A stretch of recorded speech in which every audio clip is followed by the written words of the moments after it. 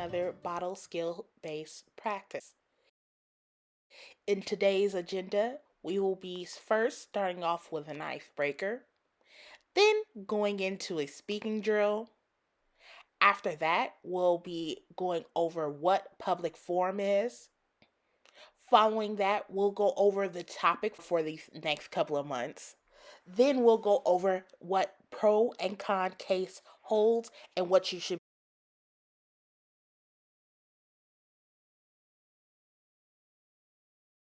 Now that we're all done with our icebreaker, we get on to our speaking drills. So, what are speaking drills and why are they important? So, speaking drills are things that debaters use. It's like a little game that we use to practice speaking. So, it is important that we do our drills not only to just get our blood flowing and rushing so that we can get ready to listen to some of these other things that we have to go through for the rest of the day, but it also helps to um, get you focused. It helps you to read your material because you can use your debate material or you can use an article that you want to read. So it helps you with that.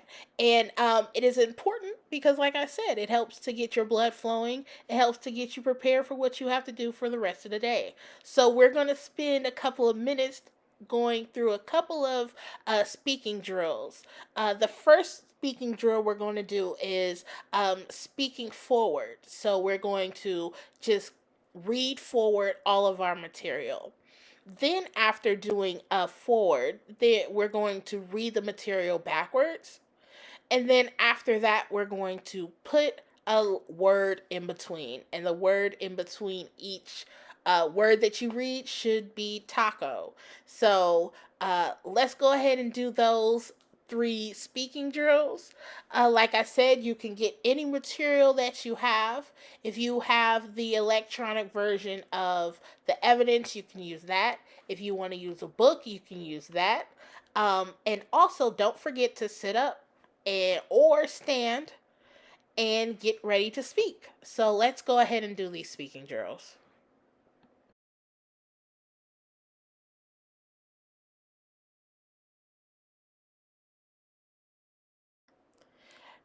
Great job doing speaking drills, everybody. Now that we are all ready to settle down and get into our lecture for today.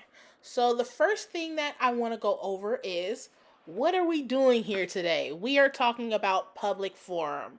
So, let's go ahead and read this slide. Public forum debate is a widespread form of middle school and high school competitive debate, which centers around current events and relies on both logic and evidence to construct arguments.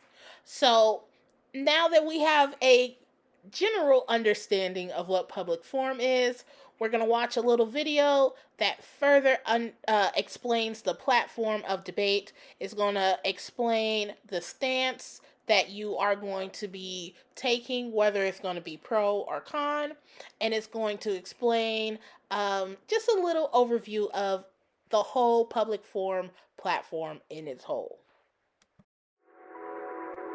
So, after preparing your speeches and doing a lot of research, you'll be finally going to your very first debate tournament. And over there, you'll either begin your debate with a coin toss to determine whether you'll be pro or con, or the coin toss will determine whether you'll be first or second speaker, since sometimes the sides are already determined depending what tournament you're going to.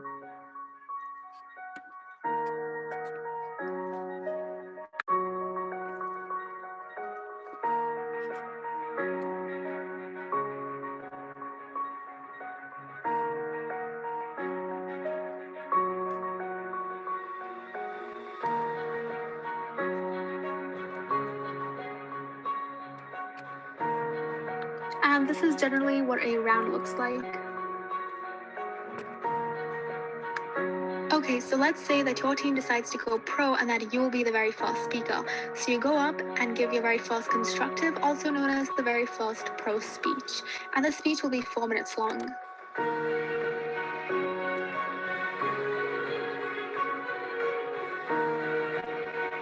And then your opponent will go up. Let's just call him Marcus, and he'll be giving his second constructive for 4 minutes as well.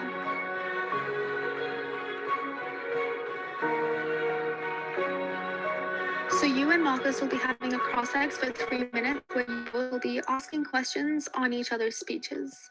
And then your partner will go up and give a speech by refuting your opponent's points for also 4 minutes. And that's exactly what Marcus's partner will be doing as well.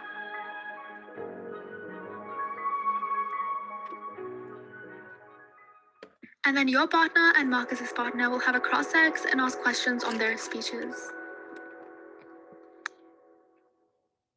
And then you'll go up and give your summary speech where you're basically summarizing the main points in the debate. And Marcus will be doing the exact same thing as well. And these speeches will be 2 minutes long. And then comes the grand cross, where the first question is asked to the team that just ended its summary by the other team. And this is where all 4 of you are asking each other questions or clarifying some points. And the grand cross will be 3 minutes long. And then last but not least, your partner will go up and give a final focus for 2 minutes. And this is a speech to tell the judge why your team won and why he or she should vote for you. And then Marcus will also go up for 2 minutes and convince the judge why he thinks his team won as well.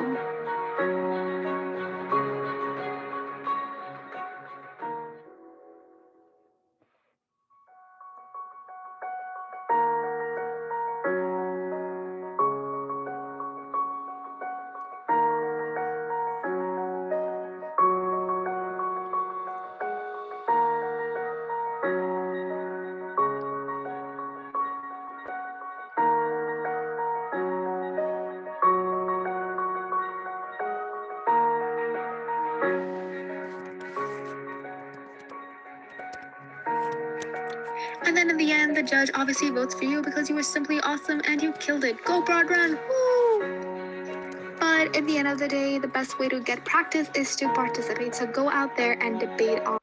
Hopefully the video gave you a better understanding on what the public forum debate will look like once you're in the debate rounds. Here's another visual of what she just explained in the video. I wanted to show you all of the times that you have to speak and the crossfires and the grand crossfires that she just explained in the video. So the whole debate round will only take you about 45 minutes to complete. So that isn't a lot of time. So I don't want you all to get too nervous. Now that we have an understanding of the time constraints that we have during public forum, now we go over the topic for the next couple of months. So the topic that we're going to be covering for the next couple of months is going to be as follows. Primary and secondary schools in the United States should allow out of school suspension. That would be the stance that you cover when you're on the pro side. When you're on the con side, you will be covering primary and secondary schools in the United States should not allow out of school suspension. And so all that means is that you will be arguing whether or not students should be in or out of school when they get suspended. So we already have all the evidence already found for all of you guys to go ahead and read over. I have already distributed that to your schools, or you can go ahead and use the electronic version that I have already allowed and gave you guys access to as well. So, go ahead and brainstorm or think of some ways that you will argue this point. If you're on the pro side, like I said, you will be arguing for out of school suspension. And if you're on the con side, you will be arguing why out of school suspension should not happen. Now that we have a general understanding of the topic, we go into what our stances are going to be during the debate. So that means whether or not you're going to be pro and con. So, like the debate, we're going to start with pro. So, going on a pro, it says, what should your speech sound like? So we're going to go over each speech and what they should contain in a general sense. First, pro constructive. This speech should have a brief introduction to frame the team's case for the judge. If a definition is important to understand the case, it should be presented from the most appropriate source.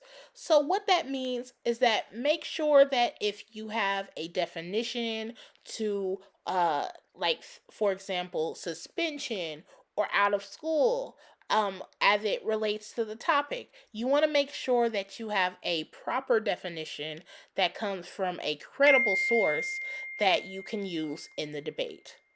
And going on to the second pro constructive, in the second pro constructive, the pro extends the case and rebuts the con's case. So, what that means is that you will use the same evidence that was used in the first pro constructive, and you will just continue to make those arguments stronger. And because you're going second, there is going to be some evidence that the con says against your arguments. So it will be your job as the second pro constructive to say why whatever the con said is wrong about your arguments or your points are actually right. Now we go on to the con side of the debate. In the first con constructive, this is what your debate should sound like. In the first con speech, the con side lays out their case. They may also choose to begin rebutting, meaning saying things against, the pro speech. The con case is usually scripted and practiced in advance. If the con chooses to begin rebutting the pro's case, then the con's case will usually last about 2 to 3 minutes to leave them time to start rebutting. If the con chooses not to begin rebutting the pro's case, then the con case will use the full 4 minutes. All that was just giving you strategy on how you can split your time during your first con constructive. Then going on to your second con constructive, in the second con constructive speech, you will continue to extend the cards that were said in the first con constructive, and then you will continue to say things against the pro case.